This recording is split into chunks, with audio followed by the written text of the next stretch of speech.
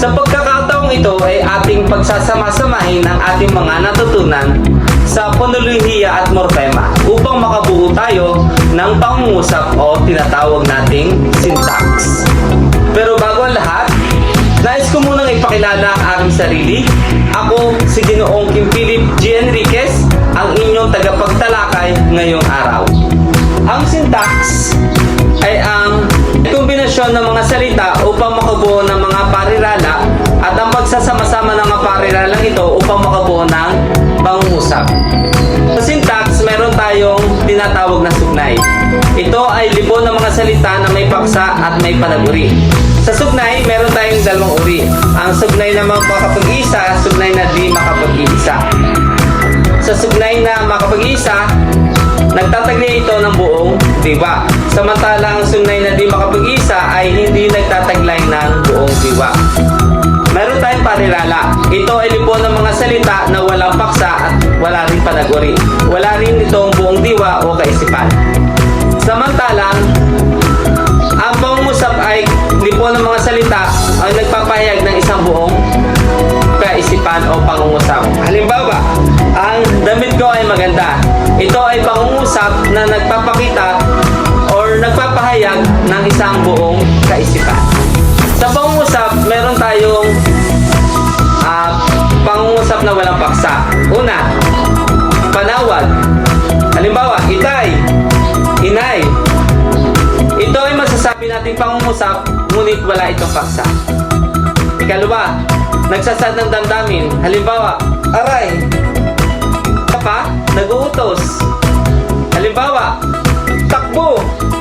Formulasyong panlipunan. Halimbawa, tuloy po kayo. Meron din tayong panagot sa tanong. Halimbawa, opo. Meron din tayong phenomenal o padiwang palikas. Halimbawa, bumabagyo. Meron din tayong temporal. Halimbawa, bukas na, taglagas na, linggo na. Meron din tayong existential. Halimbawa, may pangulong babae, walang dumating. Ito yung mga pangungusap nating walang paksa. Tapos, sa syntax rin ay pag-uusapan natin ang tungkol sa ayos ng pangungusap. Meron tayong uri, ang karaniwan at di karaniwang ayos. Sa karaniwang ayos, nauna ang panaguri at nahuli ang paksa. Halimbawa, mataba ang alaga kong pusa. Sa karaniwang ayos, nauna ang panaguri. Ang panaguri natin ay yung mataba. Tapos, ang paksa natin ay yung alaga kong pusa. Yan yung paksa. Dito naman sa karaniwang ayos, nauna yung panaguri, tapos nahuli ang pangungusap. Dito naman sa di karaniwang ayos, ay nauna man ang paksa, tapos nahuli yung panag-uri. Halimbawa natin, ang alaga kong pusa ay mataba. Kung mapapansin natin, dito sa di karaniwang ayos, ay kadalasan itong nilalagyan ng panuring ang. Nauna ang paksa, ang alaga kung pusa, tapos ang panag-uri ay yung mataba. Kapag naman sinabi nating syntax, meron tayong tinatawag na simuno o paksa. Pag sinabi nating simuno at paksa, ito yung pinag-uusapan o paksa or pinag-uusapan sa paksa. Para matukoy natin ang simuno o yung paksa. Tapos yung simuno ay maaring pang-uri, pang-ukol, pang-diwa, pang-abay, existential at parirala nominal. Iyan yung mga tungkol sa paksa at mga panaguri. Ngayon naman ay aalamin natin ang iba't ibang uri ng pangungusap ayon sa gamit. Una, paturol. Ito ay nagpapahayag ng impormasyon at nilalagyan ng bantas na tuldok. Halimbawa, noong 2 ng Pebrero, 1973 ay pumutok ang Bulkang Taal.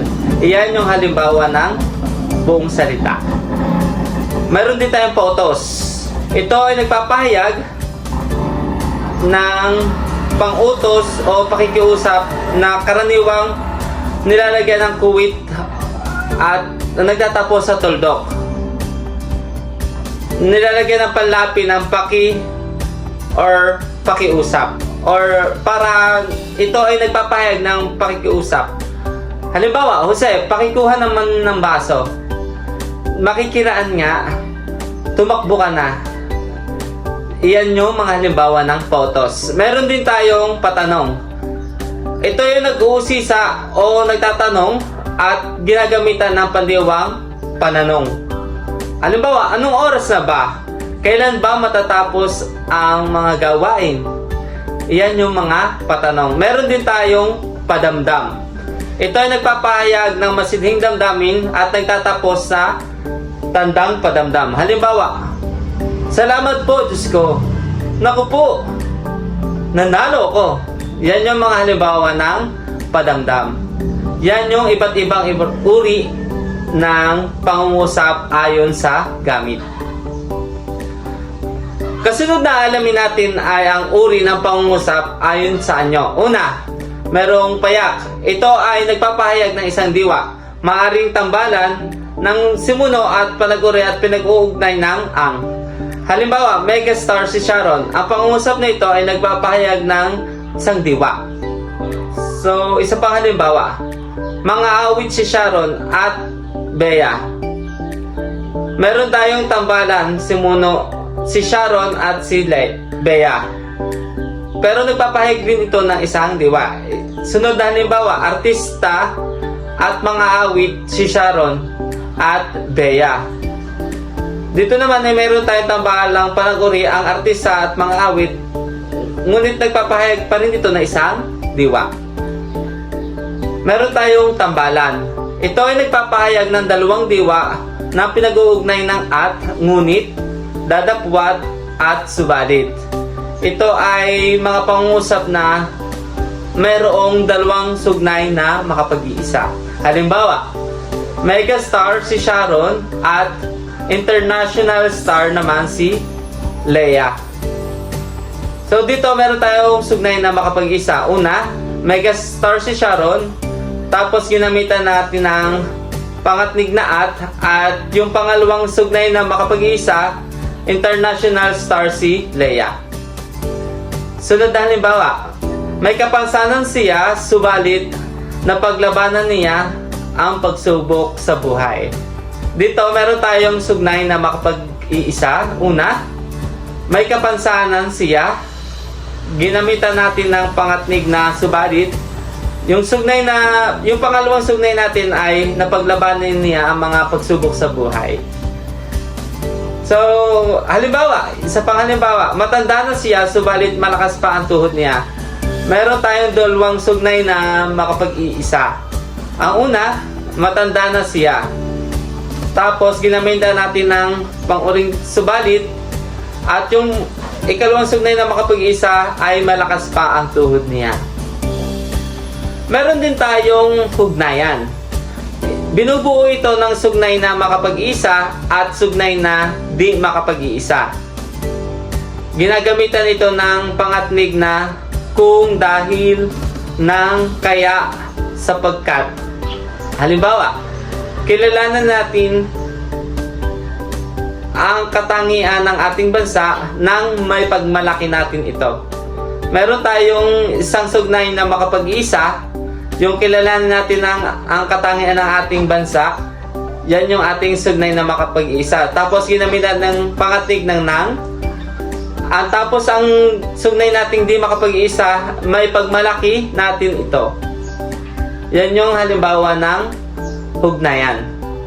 Isa pang halimbawa, nararapat puntahan ang mga makasaysayang puok upang may diwa ang mga nagawang kabayanihan ng ating mga kalahi. Yung sugnay na makapag-iisa ay yung nararapat puntahan ang makasaysayang puok. Yun yung sugnay na makapag-iisa. Tapos ginamitan natin ng pangatnig na upang. Sugnay na di makapag-iisa naman natin ay may isa diwa ang mga nagawang kabayanihan ng ating mga kalahi. Yan yung mga halimbawa ng pangungusap na hugnayan.